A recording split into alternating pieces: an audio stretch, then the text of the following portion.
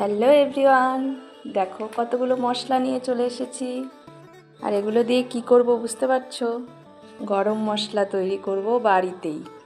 তো কি কি নিয়েছি দেখো, গোলমরিচ, স্টার ফল, জায়ফল, বড় এলাচ, সাদা গোলমরিচ, ছোট এলাচ, দারচিনি, কয়েকটা শুকনো লঙ্কা, লবঙ্গ, জয়িত্রী, আর নিয়েছি তেজপাতা।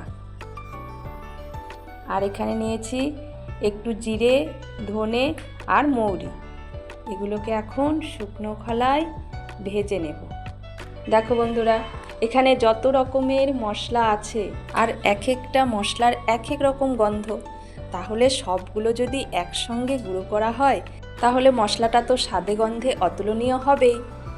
সামান্য পরিমাণ তরকারিতে দিলে তার স্বাদই আলাদা হয়ে যাবে। কেনা মশলাগুলোর কিন্তু সেই রকম একটা গন্ধ থাকে না, দিতে হয় তাই দেই। এই গরম মশলাটা আমরা আগে থেকেই বাড়িতেই বানাই। যদি কখনো শেষ হয়ে যায় তখন হয়তো বাজার থেকে 2-1 প্যাকেট কিনে নিয়ে আসি, তখনই বোঝা যায় দুটোর মধ্যে কত পার্থক্য। একদম হালকা আঁচে শুধু মশলাটাকে একটু গরম করে নেব।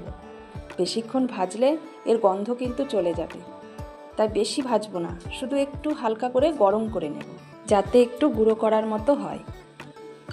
তো মোটামুটি মশলা ভাজা হয়ে গেছে।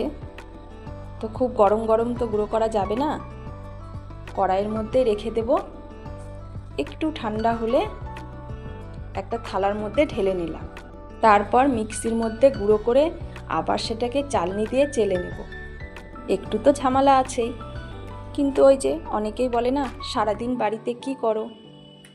তো আমরা তো সারাদিন ভিডিও বানাই আর সব কাজ এভাবে চুটকি মেরেই করে ফেলি, তাই না বলো? তো মশলা বানিয়ে ফেলেছি, এখন কৌটোর মধ্যে ভরিয়ে রেখে দেব। কিছুদিন আর চিন্তা করতে হবে না। আজকের মতো এটুকুই। রাধে রাধে।